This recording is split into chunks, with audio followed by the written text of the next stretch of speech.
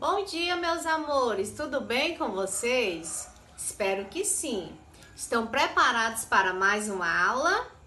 Mas antes de começar a nossa aula, vamos agradecer ao Papai do Céu por mais um dia? Vamos lá? Querido Deus, gosto muito de você. Gosto do papai, da mamãe e de todos os meus coleguinhas. Obrigado, Deus. Você é muito bom. Amém. No dia 7 de setembro, comemoramos a independência do Brasil. A descoberta do Brasil foi em 22 de abril de 1500, pelo português Pedro Álvares Cabral. A partir de 1530, o Brasil começou a ser colonizado. Vários movimentos aconteceram devido à economia e à política.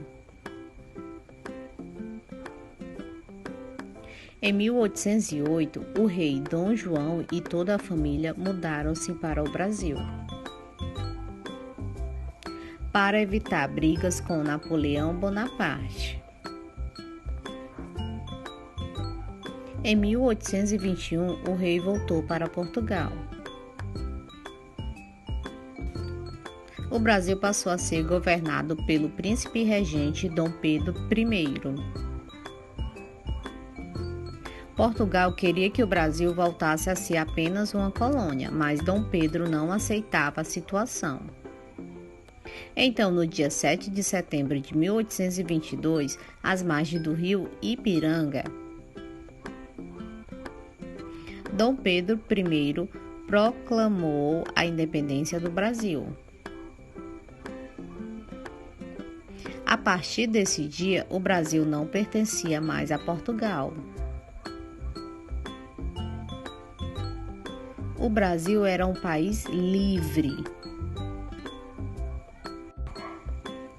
E é isso, meus amores. Espero que vocês tenham gostado, tá bom? A tia Mari quer desejar um bom final de semana e até a próxima aula. Beijos!